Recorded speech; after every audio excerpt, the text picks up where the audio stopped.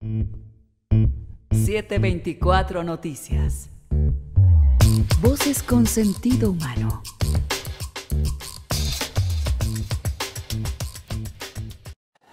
Hola, ¿cómo están? Muy buenas tardes, bienvenidos. Esto es 724 Noticias, transmitiendo desde la Ciudad de México a las distintas plataformas de nuestra agencia de noticias www.724.mx. También saludamos con muchísimo gusto a todos los que nos ven y nos escuchan por Radio 13 Digital en esta gran familia informativa, en la que también forma parte nuestro canal UCL Latam, nuestro canal de televisión para todas las empresas de cable desde Uruguay, Paraguay, Argentina, Colombia, Venezuela, llegando hasta los Estados Unidos. Gracias por su preferencia y su confianza. Bueno, hoy es jueves 1 de abril, jueves santo, jueves de la Semana Santa, pero aquí, como usted sabe, siempre estamos al tanto de la información y no podríamos dejar pasar este día para mantenerle informado de algunos temas interesantes. Hoy y mañana no vamos a tener noticias. Hoy le tenemos unos trabajos especiales hechos por mis compañeros, verdaderos profesionales de la información, que han hecho este trabajo dedicado a usted para que se mantenga informado de temas puntuales que son de interés general. Claro, hay de todo.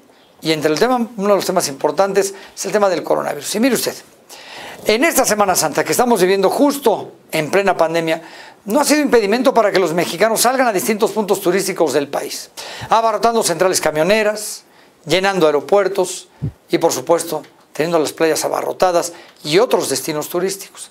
Las autoridades temen que una tercera ola de contagios por COVID-19 llegue en la tercera semana de abril, es decir, pasando la semana de Pascua, la que sigue. Ojo, tiene usted que cuidarse. ¿Qué dicen los expertos al respecto? Bueno, pues mi compañero Arturo Ramírez platicó con la doctora Silvia Uriega.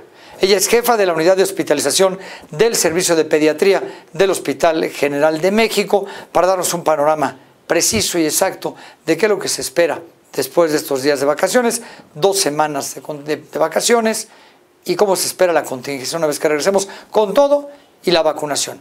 Voy contigo, Arturo, adelante con tu entrevista y muchísimas gracias.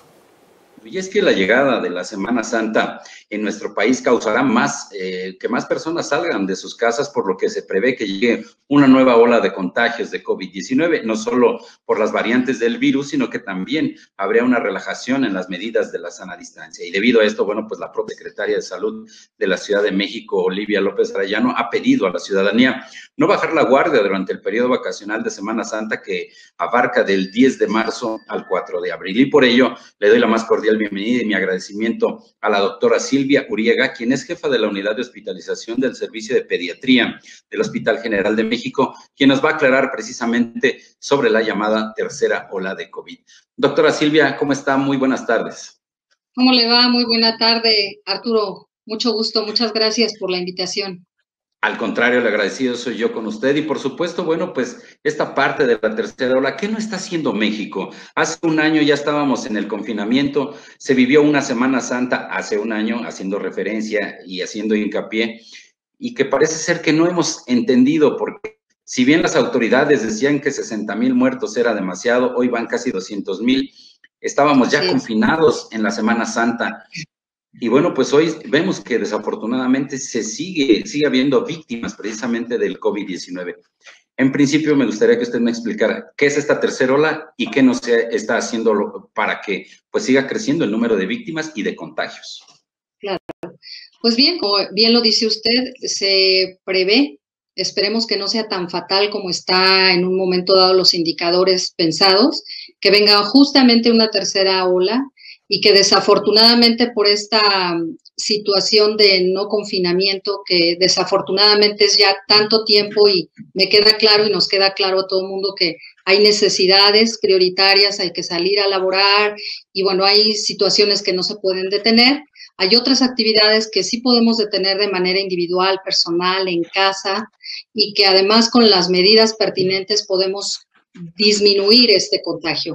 Esta tercera ola además se prevé justamente por la época que bien comentaba hace un momento, todas las festividades de Semana Santa, las situaciones no tan solo que se hacen localmente, sino el que el resto de la población puede tener la oportunidad de días de esparcimiento y que estos días de esparcimiento, pues el ser humano le agrada reunirse con la familia, con los amigos, ir a los destinos turísticos y que no está mal, está muy bien en otras épocas. Ahorita definitivamente estamos en una pandemia que nos tocó vivir hoy a nosotros y es lo que existe. Y la recomendación hacia la población es que si no tenemos que salir, si no tenemos que trabajar, si no hay actividades realmente esenciales que cumplir, pues sí tratar de limitarnos no tan solo las vacaciones, evitar los viajes en la medida de lo posible, reunirnos menos gentes, tener el cubreboca. ¿Cuántas personas hemos estado viendo en la calle que a pesar de que ya va más de un año, continúan sin cumplir con estas medidas? El cubreboca simplemente, colocado en diferente forma o no colocado, la sana distancia que tenemos que mantener. Desafortunadamente, como que en el día a día y en el boomerang de la vida se nos olvida que hay que tener una distancia por lo menos de 1,5 metros, 2 metros, el lavado de manos frecuente, ya sea dentro de las casas o en las actividades de trabajo, en la vía pública que no podemos tener acceso a un lavado frecuente de manos, pues la aplicación de gel, el poder tener en un momento dado también, muy importante, la protección ocular, porque desafortunadamente esos aerosoles con los que nos podemos encontrar pueden llegar a contaminar esta mucosa ocular, que también sería otra vía de entrada.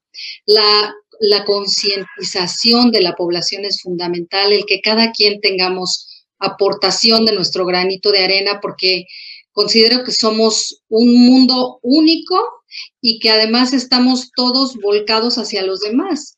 Esto nos debería de servir para una profunda reflexión en donde si yo estoy bien, tú estás bien, todos estamos bien. Si yo me cuido, cuido automáticamente a la población. Y yo creo que finalmente la pandemia es una situación social de compromiso, es una responsabilidad compartida de todos, es verdaderamente un compromiso social en donde no tan solo voy a estar bien yo y mi familia, sino vamos a estar bien todos en la sociedad.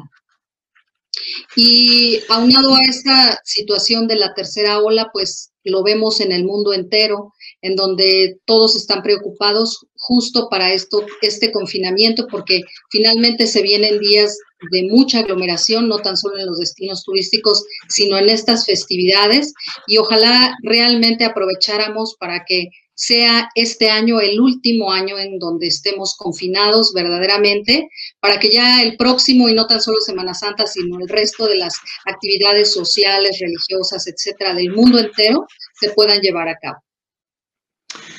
Doctora, es muy importante lo que usted señala, pero también quizá, por ejemplo, hay personas que señalan que pese a que ya tienen, digamos, que lograron sobrevivir, porque a lo mejor fueron asintomáticos y no hubo ningún daño quizá en el organismo, confían en que ya no se van a volver a enfermar, pero esto es un mito porque parece ser que de acuerdo a lo que han señalado la propia Organización Mundial de la Salud, las propias autoridades de salud de nuestro país, pues es que realmente no hay un número quizá en que la gente se pueda enfermar X número de veces, pero el problema está en que también hay un X número de virus y esto quizá no nos ha quedado muy claro a los mexicanos, sobre todo porque vivimos en una vorágine, primero de problemas, porque se ha perdido el empleo, porque muchos familiares han fallecido. Y por el otro lado, pues también el confinamiento está mermando mentalmente a la gente. Y entonces quizá esta parte del que a mí ya me dio, pues ya no me puede volver a contagiar. No hay que perder de vista esta situación, ¿es así? Es así, justamente ese egoísmo, desafortunadamente, es lo que perpetúa el número de contagios. Y como bien lo dice usted, el hecho de que yo ya lo haya padecido, ya sea con sintomatología o de manera asintomática, primero no me exime de un recontagio. Yo me puedo volver a contaminar. Y después puedo ser un portador asintomático al resto de mi comunidad, de mi familia, y esto perpetuar finalmente el que el virus se propague. Y con la llegada de estas mutaciones que como cualquier virus puede tener aquí y en todo el mundo, pues esto finalmente no se limita, al contrario, se sigue distribuyendo. Doctora, ¿qué hacer? Porque hay mucha gente que, si bien es cierto, utiliza quizá un cubreboca de alguna manera de tela, pues pocas veces se asea ese cubreboca y a veces la gente lo trae o de gargantilla o lo trae en la bolsa, pero no lo asea. La recomendación siempre ha sido, decía. No, sí, lo escucho al contrario. Y entonces, pues muchas veces la cultura del mexicano cree que sacar el cubreboca de la bolsa y ponérselo y mañana lo vuelve a utilizar como si fuera quizá el pañuelo y pasado mañana el mismo, pero no lo lava. Pues esto también es un gran riesgo, un foco de infección.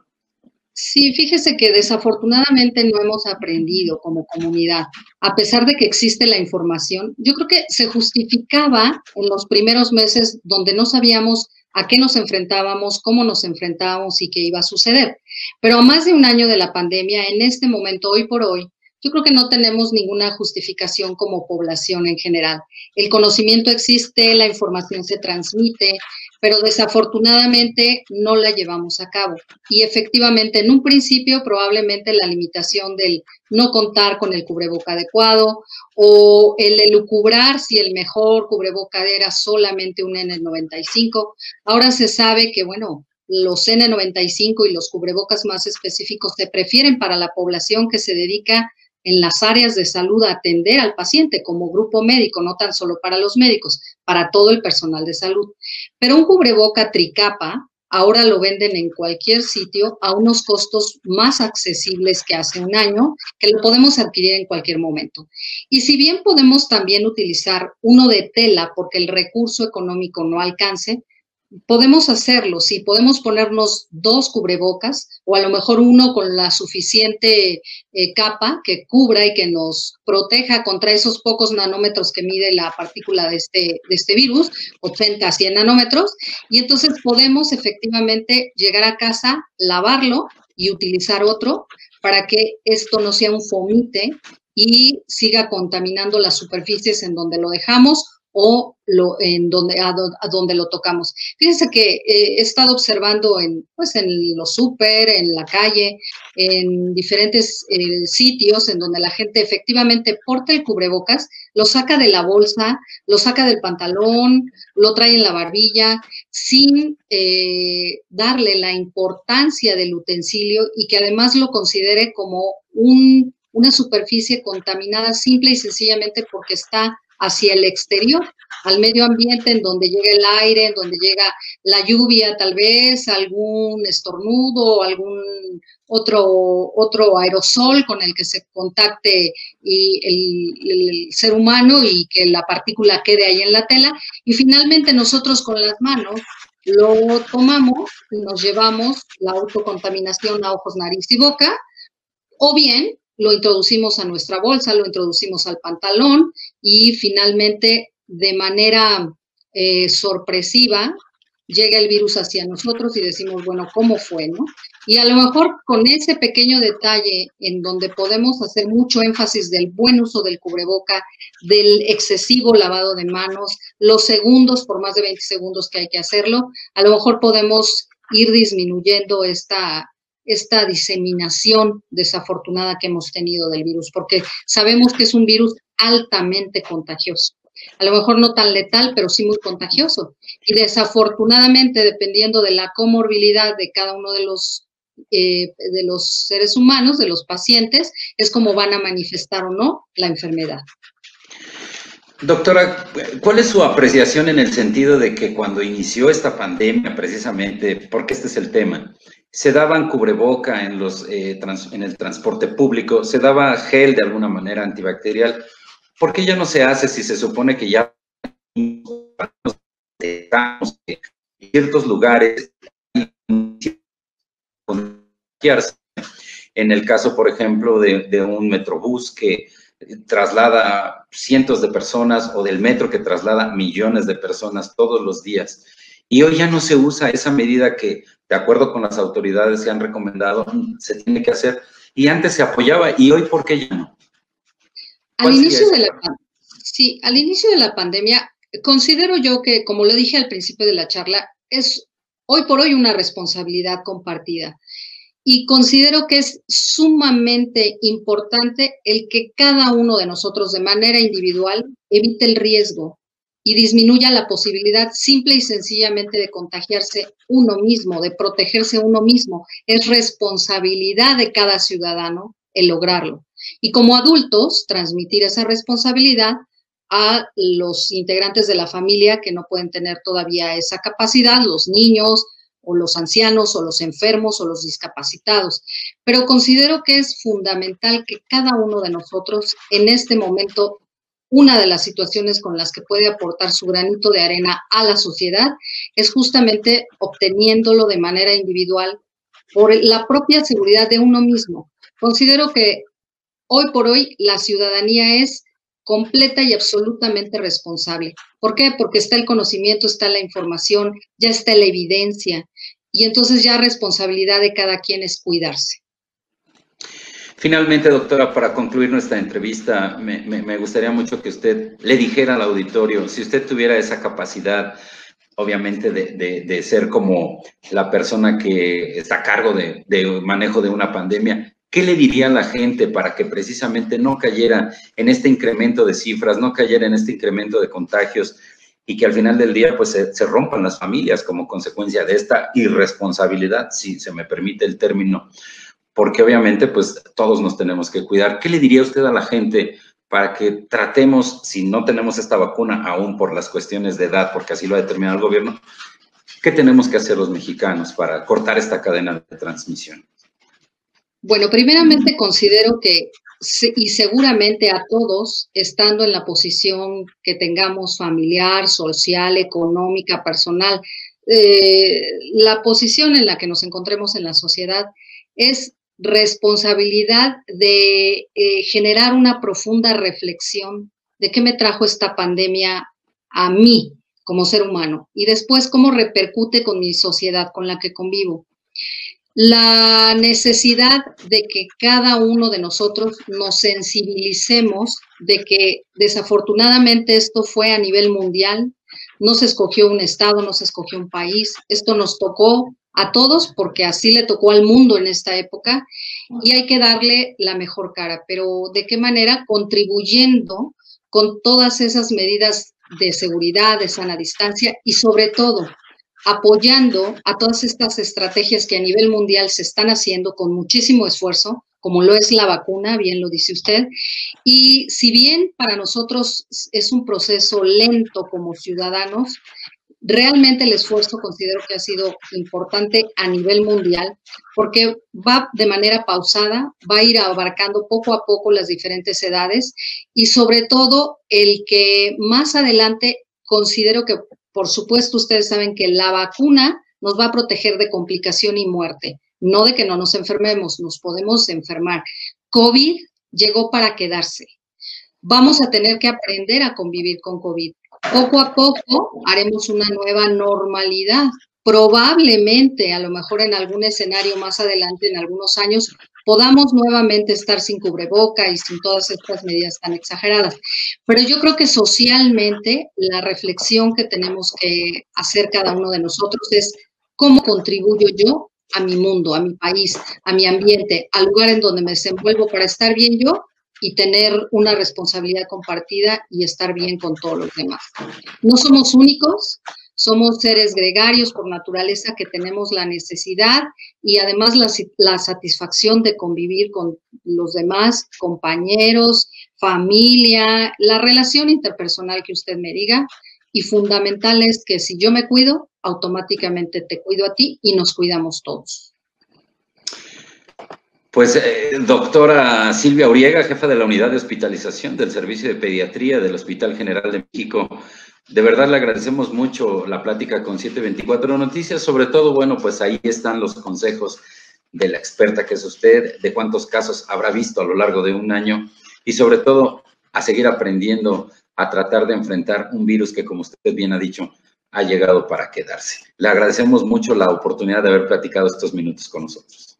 Gracias a al contrario. No, muchas gracias a ustedes por la invitación. Ojalá haya sido de su agrado y sobre todo poder llegar a ese público a generar un replanteamiento en donde qué tan necesario es irme de vacaciones, qué tan necesario es reunirme con los amigos, qué tan necesario es hacerlo en este momento, porque si ahorita me sacrifico, seguramente me voy a poder reunir y viajar y hacer todo lo que yo estaba acostumbrado siempre. Y ahorita no sabemos cómo nos va a tocar en un momento dado la afección de esta patología, cómo va a repercutir en mi familia, cuántos seres voy a perder, y se va a desestructurar todo lo que está armónico para cada uno de nosotros. Doctora, como siempre, un placer y de verdad muchísimas gracias por la oportunidad de haber platicado con 724. Al contrario, gracias, Arturo. Un abrazo fuerte y buen fin de semana. Igualmente para usted y los suyos. Buena tarde. Muchas gracias, Arturo. Te mando un fuerte abrazo. Tiene usted extraordinario punto de vista. Y como bien nos dice la doctora, cuídese.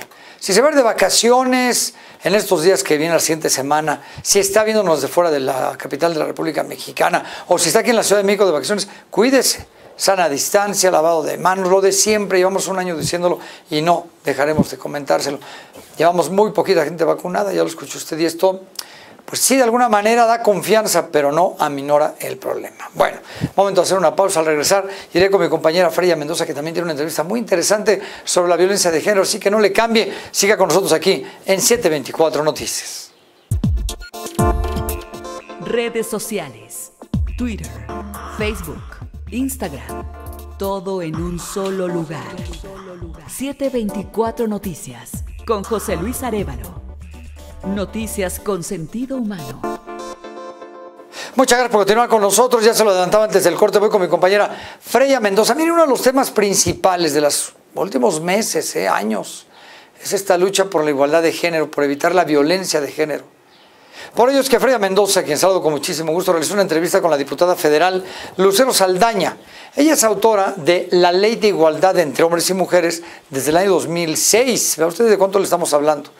Y que está vigente actualmente. Y con ella habló sobre la importancia de la igualdad de género en pleno 2021. ¿Cuántos años han pasado y seguimos luchando por este tema que en algunos sectores, creen usted, que van peor? Freya, adelante y muchísimas gracias.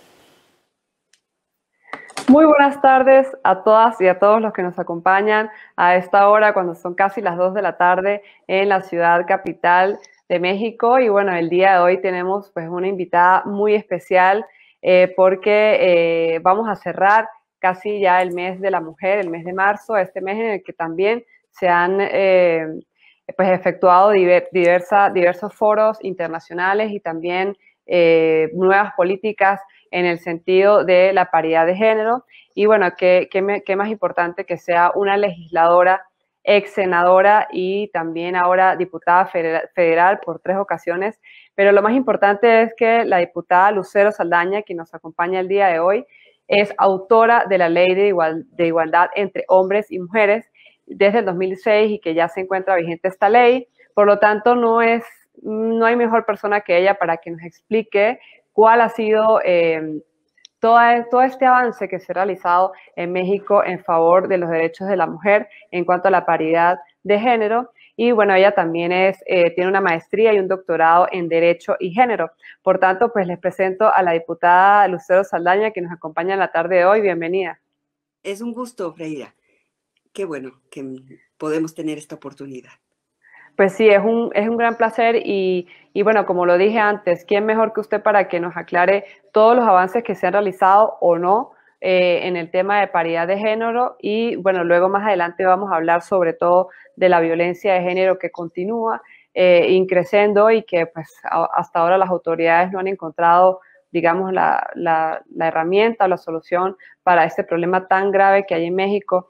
Diputada, vamos a entrar luego en materia también de derecho internacional por lo que está sucediendo, pero quisiéramos que nos comente el día de hoy cuál es su mayor preocupación y en qué podemos hablar sobre este avance o retroceso en materia de género.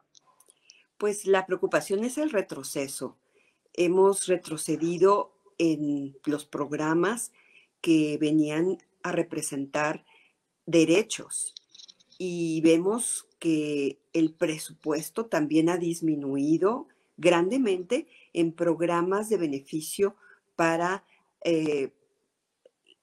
garantizar estos derechos, como el de cuidados, el de las estancias infantiles, que hoy prefirieron dar recursos directos que no ayuda a un sistema nacional en el tema de cuidados y más en pandemia. Entonces es muy preocupante los retrocesos en los en las políticas públicas, en los presupuestos, se dice que pues el discurso que se ha querido señalar es que este gobierno es sensible, es feminista, y el término feminista a veces pues no se ha comprendido. Tiene que ver con una visión colectiva, que no solamente se vea un determinado grupo, número de personas, en este caso de mujeres, sino el poder entender que dentro de pues, las distintas diferencias hay necesidades e intereses generales para hablar de un nosotras.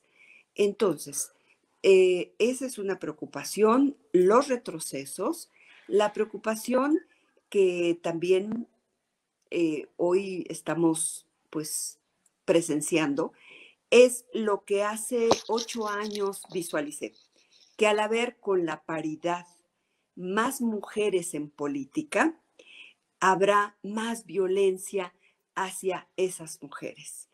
Y el ámbito político, que es el ejercicio de nuestros derechos electorales para ser elegidas también, no solamente para votar, sino para poder alcanzar estos cargos, ya sea por el voto o por designación, bueno, pues está hoy con un ambiente muy álgido, muy violento en varias conductas. Entonces, tipificar la violencia política hacia las mujeres, niñas, bueno, jóvenes que están incursionando, mayores de 18 años, por supuesto, que también se ven afectadas. Y otra preocupación es qué legado vamos a dejar a las niñas, a las jóvenes, con pues unas visiones que dividen mucho, que son contrarias al avance y que a veces generan confrontación. El no ver las marchas, que el no ver que hay manifestaciones, el tener un discurso diferente a la realidad, unos datos distintos a la realidad, pues es simplemente el no preocuparse por estos temas y que quienes están en este gobierno federal tampoco hagan ese llamado al interior del gobierno. Entonces sí, esas son las preocupaciones que básicamente puedo analizar en un balance muy rápido. Pues sí, nosotros esta información, esta entrevista, nosotros la generamos desde hace algunos días a propósito de las conversaciones que se llevaron a cabo en el foro, digamos, en las reuniones a nivel de los países de la ONU, llamada CSW, ¿no? CSW, que es la Comisión Social y Jurídica de la Mujer. Y ustedes, algunas diputadas y senadoras, hicieron mención a la política exterior del gobierno federal. En el caso de la representante, bueno, la que estaba allí, la licenciada Marta Delgado, quien en nombre de la Secretaría de Relaciones Exteriores hablaba, como usted dice, en el discurso hablan de los derechos de la mujer que son necesarios en México, hablan de que es importante motorizar estas propuestas para que las mujeres tengan más espacios de poder y puedan incursionar en todo el ámbito político, pero ustedes dicen que esto, a veces lo que ellos dicen no se corresponde con la realidad de México, también en el sentido de que piden paridad de género, pero por otro lado también están aprovechando estos espacios para hablar de otros derechos, como los derechos sexuales y reproductivos a los que hacen menciones en múltiples ocasiones, que el día de hoy, por cierto, también se mencionó en el Palacio Nacional, en este nuevo foro de generación de la igualdad. Entonces, todo esto está enmarcado, digamos, en lo que usted dice, que las autoridades del gobierno federal tienen un discurso al exterior, pero al interior no se preocupan en realidad por lo que necesita la mujer mexicana. Bueno, efectivamente, yo creo que hay muchos términos en el lenguaje, en los conceptos, que pueden, pues, utilizarse de una manera equivocada. Yo preguntaba, como representante del Poder Legislativo ante esta comisión de las mujeres que se realiza en torno al mes de marzo, el Día Internacional de las Mujeres, año con año en Naciones Unidas. Pues hace muchos años que he participado y veo, pues ya sea siendo gobierno o no, siempre teníamos pluralmente una participación. En este caso estoy viendo pues que no nos permitieron más que lo que cada quien podía, hacer uso de la palabra en el chat, y ahí pues señalé que se definiera por parte del gobierno de México qué es gobierno feminista, porque una política exterior feminista, cuando al interior no es sensible a los temas de las mujeres y niñas, creo que estamos dando una imagen falsa, algo que no se ha demostrado ni en las cantidades, no se ha disminuido la violencia, no hemos visto los respaldos a estas instituciones como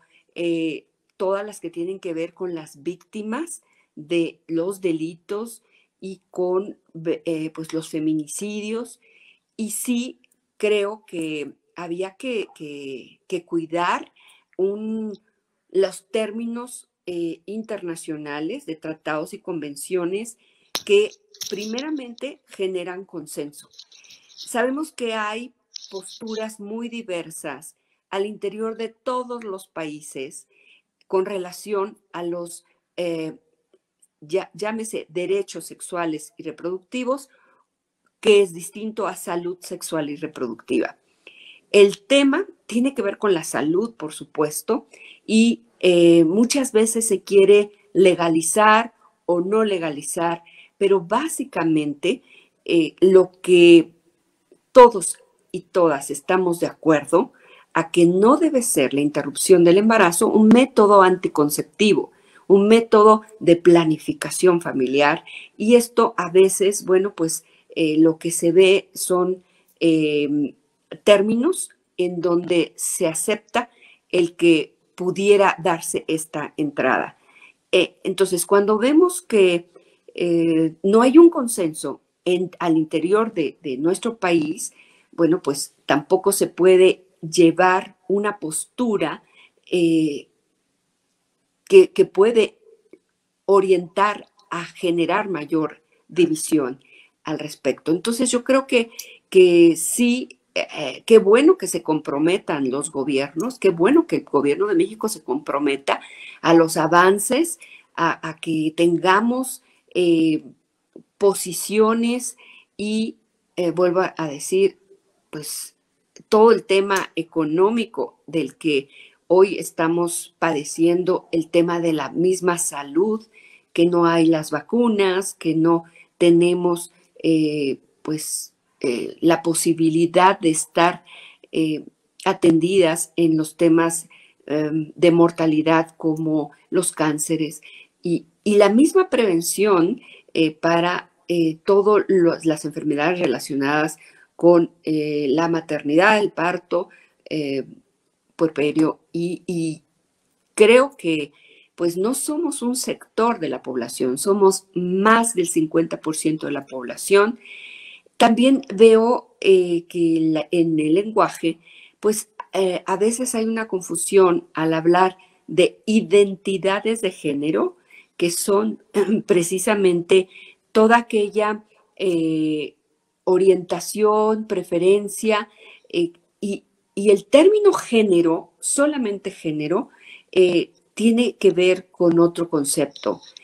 Ha sido una causa de las mujeres, llámese en su misma diversidad, indígenas, afroamericanas, descendientes de precisamente de diferentes razas, de diferente discapacidad, de diferente religión, ideologías políticas, en fin. Entendemos la sectorización que hoy tenemos que ver. Y dentro de eso, creo que se ha confundido en el hacer cambios y en México también hay un riesgo de hacer cambios a la Constitución donde pues todavía no se genera precisamente este consenso para que a nivel constitucional pueda haber una definición con relación precisamente a la interrupción del embarazo. Esto siempre ha sido el tema que ha dividido las convenciones, los congresos, después de 1995, que se celebró la última Conferencia Mundial de las Mujeres, no se ha realizado otra. Hay objetivos que no se han cumplido, como de pobreza, como los temas de educación, y cuando metemos un tema donde hay divisiones, se paraliza todo, en lugar de seguir avanzando en consensos. Entonces, sí, yo pues soy de la perspectiva de que necesitamos entrar a temas donde, por ejemplo, paridad económica. Claro que a igual salario, a igual trabajo, igual salario, licencias de paternidad, de maternidad, financiamiento, créditos, en fin, eso deberíamos estar empujando. Deberíamos también reconocer, pues, todos los temas de la salud que son tan relevantes y que, considero que puede empezarse desde las prevenciones y no ya que están los casos y números. Entonces, sí veo que hay mucha preocupación y mucho debate en los mismos temas, y esto a veces impide el avanzar en otros que sí son de consenso. Claro, eso fue lo que sucedió hace pocos días cuando hacíamos el seguimiento, ¿no?, de la discusión que se iba a llevar a cabo en un paquete de leyes en el que había más de 50 iniciativas en favor de la igualdad sustantiva, pero como usted dice, allí iban incluidos muchísimos términos y muchas ambigüedades en torno a lo de la salud sexual y reproductiva de la mujer y también de identidad de género, como usted lo ha explicado hace un minuto. Entonces todo eso se quedó paralizado y no va a permitirse una nueva conversación sobre la paridad de género, que es lo más importante hasta el día de hoy. ¿Usted cree que eso va a esperarse hasta luego de las elecciones o podrá eso tener respuesta en los próximos días? ¿Cómo lo ve el escenario legislativo en ese sentido? Bueno, en nuestro país está una iniciativa de reforma a la Constitución en donde seguramente tenemos un mes del último periodo ordinario. Si hubiera el consenso, pues este gobierno tiene mayoría. Sin embargo, a nivel constitucional, podemos unirnos varios partidos y revocar esa mayoría, porque se requieren las 2/3 partes, no solamente 50+1, sino las 2/3 partes. Entonces, no es tan fácil cambiar la Constitución, a menos que haya consenso. Y entonces, eso es lo que se tendría que buscar. Okay. Si se quiere avanzar en muchos de los conceptos y de temas de interés, tendría que ser de consenso. Diputada, y ya para finalizar, antes que también tiene usted otros foros pendientes allí sobre el tema de la mujer, queremos que nos diga sobre la violencia que se ha generado estos días, como usted lo tuiteaba hace minutos, unas cuantas horas. En menos de 24 horas fueron asesinadas 3 mujeres en Quintana Roo, pero esos asesinatos se pueden enmarcar en el término de la violencia política o son más de la violencia feminicida que pues, a veces no se conoce su causa. ¿Qué cree usted? Sí, violencia feminicida. Es decir, son asesinatos en contra de las mujeres, precisamente con connotaciones culturales de género. Es decir, el sexo es biológico. Es la diferencia. Mujer, hombre, sexo biológico. Las identidades de género son preferencias. El género es esa construcción sociocultural que ha significado como una categoría para identificar dónde están esas desigualdades por el hecho de nacer y ser mujeres que culturalmente hemos venido repitiendo. Entonces, la definición de feminicidio es precisamente estos asesinatos hacia mujeres por el hecho de ser mujeres. Las mujeres no estamos matando a los hombres, porque dicen, bueno, es que mueren más hombres. Sí, pero a esa connotación cultural es lo que se denomina un análisis con enfoque de género. Entonces sí, son feminicidios, es primeramente violencia institucional, no política, porque ellas no eran ni candidatas, ni funcionarias, ni servidoras públicas, y habría que investigar verdaderamente todos estos hechos lamentables, pero por supuesto estamos en contra de que esto se cobije, y uno de los temas que estoy también impulsando es en todos los aspectos. Podemos construir la igualdad sustantiva, eliminar discriminaciones, pero también el problema grave de nuestro país es la corrupción. Y si en corrupción no vemos cómo somos vulnerables las mujeres, pues precisamente puede que no se castigue a estos elementos de la policía, que son autoridades, y todo tiene que ver con poder asimétrico, con esto de pensar en controlar, en castigar, en denigrar, en omitir, en una cultura que no ayuda a una sociedad que aspira a dar un trato igualitario entre sus integrantes. Bueno, son temas tan complejos y que necesitaríamos tanto tiempo para conversar aquí con usted, que es una experta en el tema de la paridad de género. Y bueno, no me queda más que pues agradecerle enormemente haber estado con nosotros aquí estos minutos y comprometerla públicamente para que nos acompañe nuevamente a hablar sobre lo que se está generando en México a partir de hoy en el foro de generación de la igualdad.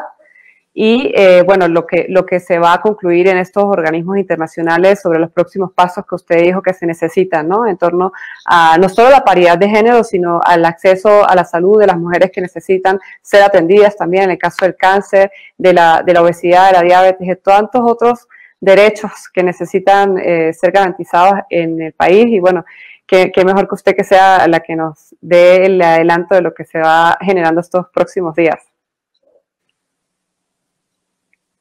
Muchas gracias. Yo agradezco mucho a este medio que lucha porque las familias tengan ese lugar tan preponderante, proteger esos valores al interior de las familias mexicanas, y que podamos seguir pues viendo por la paz, por la prosperidad, y porque tengamos oportunidades también para desarrollarnos.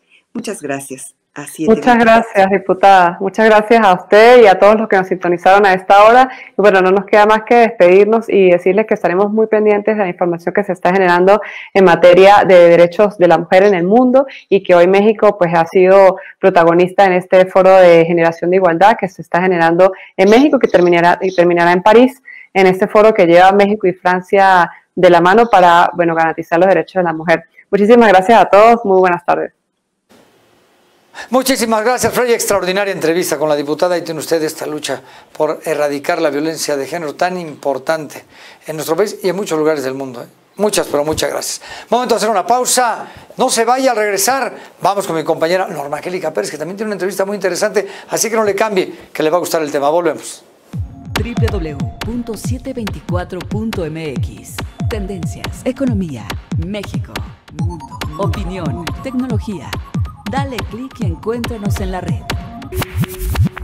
www.724.mx.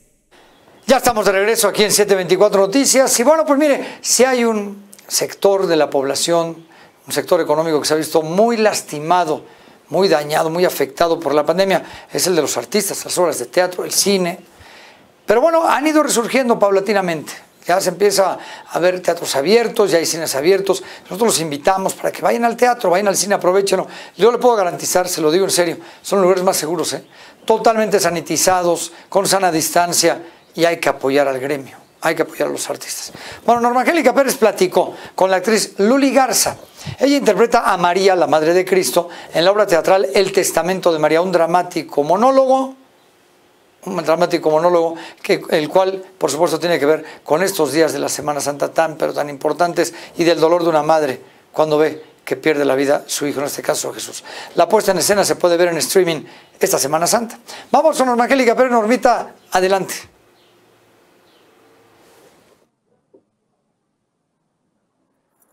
Hola, ¿qué tal? Hola, ¿qué tal, amigos de 724 Noticias? ¿Cómo están? Me da mucho gusto saludarlos esta tarde. Ya es Semana Santa y bueno, pues ¿qué van a hacer estos días? Me da gusto hoy presentarles a Luli Garza, actriz. ¿Cómo estás, Luli? Bienvenida a esta charla. Muy bien, muchas gracias, Norma. Buenas tardes a todos. Buenas tardes. Bueno, pues invité a Luli a platicar porque ella ha estado presentando desde hace tiempo un monólogo que se llama El Testamento de María. Y pues es una reflexión que me pareció pues importante, pero también entretenida para platicar de ella precisamente esta semana que estamos ya en Semana Mayor, Semana Santa, jueves, viernes, que además encerrados, pues hay que reflexionar, pero también buscamos algunas opciones para entretenernos seguros en casa. Y bueno, pues me gustaría, Luli, que me platicaras un poquito primero de la historia de este monólogo, El Testamento de María, que ha sido incluso reconocido internacionalmente. Sí, fíjate que es de un autor irlandés que se llama Colm Tóibín, que lo escribió para el Festival de Dublín y luego lo montó, o sea, lo interpretó Fiona Shaw en Broadway. Después Blanca Portillo en España, y luego el autor, a partir del texto para teatro, hizo una novela corta. El audiolibro lo grabó Meryl Streep. Entonces, nosotros tenemos los derechos para interpretarla en México desde el 2016, y es un trabajo para una actriz, es un monólogo, y pues es un atrevimiento, debo decir. Es una puesta en escena que el personaje es María de Nazaret, años después de la muerte de Jesús, en la época en la que están escribiendo las escrituras, valga la redundancia, y entonces ella pues se desespera porque siente que no están escribiendo de lo que ella da fe, ¿no? Cuando le preguntan sobre su hijo y así, siente que lo están alterando, entonces ya está harta y decide encontrar su versión. Me parece muy importante por parte del autor porque le da voz a este personaje, María, al que pues le hemos exigido mucho, ¿no? A la imagen, ¿no? Perfecta de María, pero es un personaje que no tuvo voz. Por ejemplo, en la Biblia no hay el testimonio de María o el evangelio de María, ¿no? Entonces, pues digamos que de manera ficticia el autor le da voz por primera vez en esta puesta en escena, y lo que vamos a ver es la historia de Jesús, la tan conocida historia de Jesús, pero desde los ojos de su madre, que además en este monólogo no es una divinidad, ni una diosa, ni nada, sino simplemente una madre y una mujer, ¿no? Con todas las imperfecciones y aristas que puede tener eso, ¿no? Y entonces creo que esta forma de ver la historia de Jesús nos hace pues reevaluarla, ¿no? Redimensionarla y volver a estudiar, porque está más vigente que nunca, ¿no? Claro, y además revalorar este papel de la madre, ¿no? Aquí en este caso, como bien dices, es simplemente una madre que sufre la pérdida de su hijo, ¿no? Así es, y una madre que reclama lo que las mujeres seguimos reclamando en el presente, ¿no? Ser tratadas de otra forma. Es una mujer a la que su hijo no le concede autoridad, por ejemplo, para detenerlo o para pues decirle lo que ella opina respecto al movimiento político que está creando. Ella lo que su hijo está haciendo, ella lo ve más bien como una propuesta política, un movimiento, en todo caso, pues sí, una actividad de activistas, ¿no? Entonces, siente que se está metiendo en un problema serio porque está teniendo éxito y sabe que tener éxito en una propuesta así, pues seguramente incomodará a las personas que están en el poder y le pasará algo muy malo, que fue lo que le pasó, ¿no? Entonces, pues digamos que es una mujer que exige y toma su derecho a decir lo que ella piensa, ¿no? Respecto a una historia tan importante. Y luego, bueno, también pues estamos hablando de una historia en donde se trataba un asunto que todavía sigue siendo muy importante, que es esta idea de la salvación de la raza humana, ¿no? Entonces, si todo eso lo bajas a la tierra y hablamos de una mujer cotidiana hablando de esto, pues entonces te das cuenta que esta necesidad de la redención está por todos lados y que pues no nos hemos salvado. Por eso hablabas de que es más vigente hoy que nunca. Bueno, sigue siendo vigente. Me dio tos. Sí, no te preocupes, así pasa. Te decía yo que, bueno, es algo que sigue vigente aún hoy en día, ¿no? Más vigente que nunca. Y la otra cosa que quería preguntarte, Luli, es, desde 2016 estás representando este papel. ¿Qué ha significado para ti en tu carrera? Pues es el proyecto más entrañable de mi vida. Yo soy sobre todo productora de teatro. En la última década, digamos, me he dedicado más a la producción de teatro, pero siempre quise ser actriz. Había hecho algunas cosillas, pero cuando vi este texto me pareció ideal para mí, porque siento que el protagonista es el texto, no la persona que interprete el personaje. Por supuesto, es una obra muy difícil de interpretar, entonces por eso pensé que tenía unas características como para mí, ¿no? Porque pues sí es un reto hacerlo, creí que lo podía hacer, pero en todo caso no importaba si lo hacía yo o cualquier otra persona que lo hubiera hecho bien, ¿no? Entonces, bueno, nos fue muy bien desde el estreno, fuimos extendiendo temporadas y ahora pues tenemos la posibilidad de ofrecerle al público 2 únicas funciones en streaming, en live streaming. Quiero decir que lo estaremos interpretando en vivo al mismo tiempo que ustedes lo vean a través de sus pantallas desde el Foro Shakespeare este jueves y viernes santos a las 8:30 de la noche, horario de la Ciudad de México. ¿Y en dónde lo podemos ver? ¿En qué página o plataforma? Va a transmitirse por Boletópolis. Los boletos están en testamento.boletopolis.com. Están bien baratos, cuestan 100 pesos, porque además saben que lo pueden compartir con otras personas que estén con ustedes en su casa. Y lo que me preguntabas, bueno, te decía que es el proyecto más importante de mi vida porque es el que me ha dado como más rédito emocional y para mí construcción personal de mi persona, no solo de mi actriz, ¿no? Entonces, creo que es una obra que difícilmente olvidas, es un tour de force, lejos de lo que podría parecer cuando uno dice, ay, es una obra sobre la historia de Jesús y te imaginas algo súper solemne y algo así. No es para nada eso. La dirección de Itar y Marta es muy interesante. Ella llevó a María a la tierra y entonces es una María que está haciendo cosas cotidianas en casa, sobre todo cocinar. Entonces, los elementos de la cocina, que yo cocino en vivo durante toda la obra, los utilizamos para un cuscús. Ajá. Entonces, hay varias cosas, hay un té de canela, pero el plato principal es un cuscús.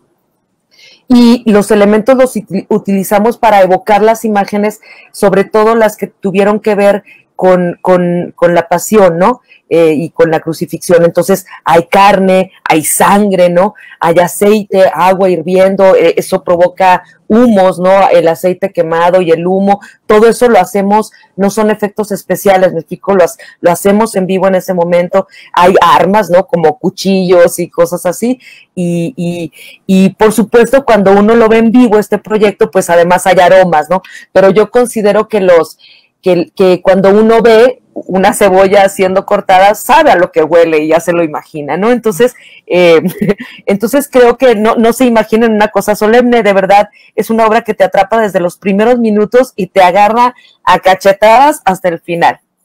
Y dura 1 hora con 5 minutos. Muy bien. Muy cortita. Excelente. Bueno, antes de repetir los datos de dónde la podemos ver y todo, tú que eres una mujer, platícanos un poquito de, rápidamente, del papel que está desempeñando el Foro Shakespeare en esta pandemia y en estos espectáculos en streaming. ¿Y cuál es la situación también del Foro Shakespeare actualmente? ¿Siguen en Zamora? Sí, la historia del Foro Shakespeare es bien larga, ¿no? Es un lugar que tiene casi 40 años de existir y ha tenido, anteriormente tenía otros dueños, antes de los dueños que tiene ahora. Creo que ahora otra vez son otros dueños, como una combinación, que no lo sé de cierto, pero lo que sí estoy segura es que todos los que han coordinado o han dirigido el Foro Shakespeare han sido unos grandes luchadores y sobrevivientes. Es increíble, pero uno recuerda la última vez que hablamos del Foro Shakespeare va a cerrar, pero ya había habido otras veces antes, ¿me explico?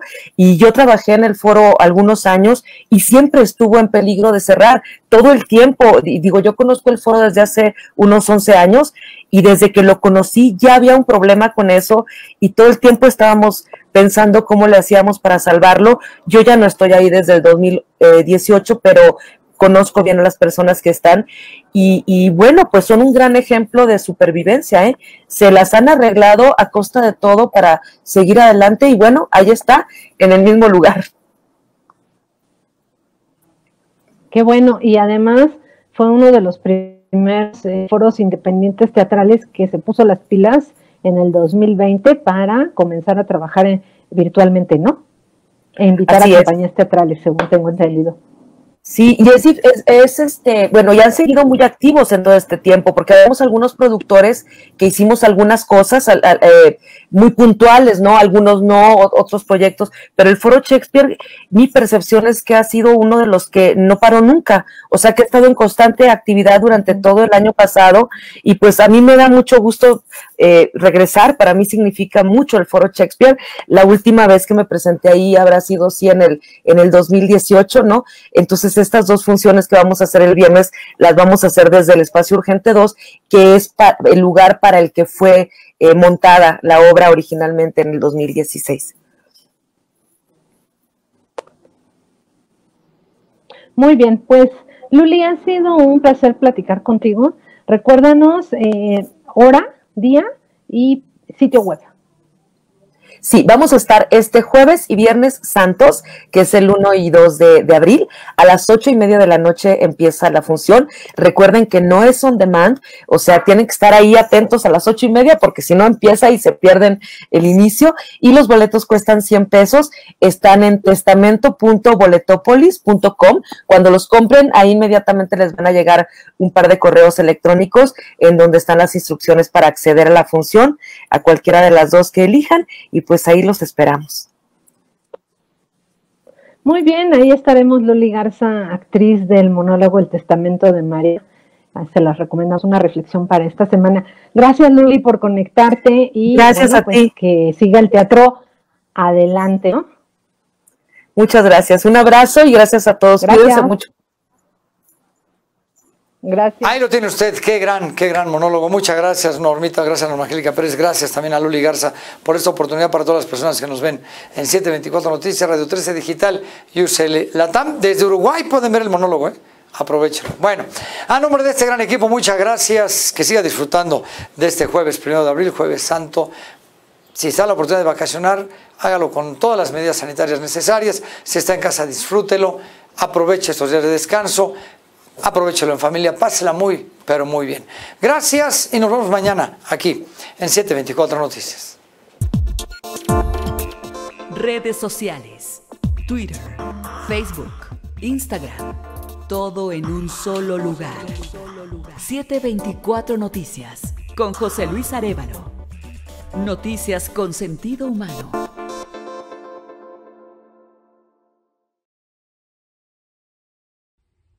Amigos de 724.mx, soy Ruth Mendoza y como todos los días los quiero invitar a que nos acompañen hoy a las 17 horas en nuestro programa Tras el Balón y Algo Más.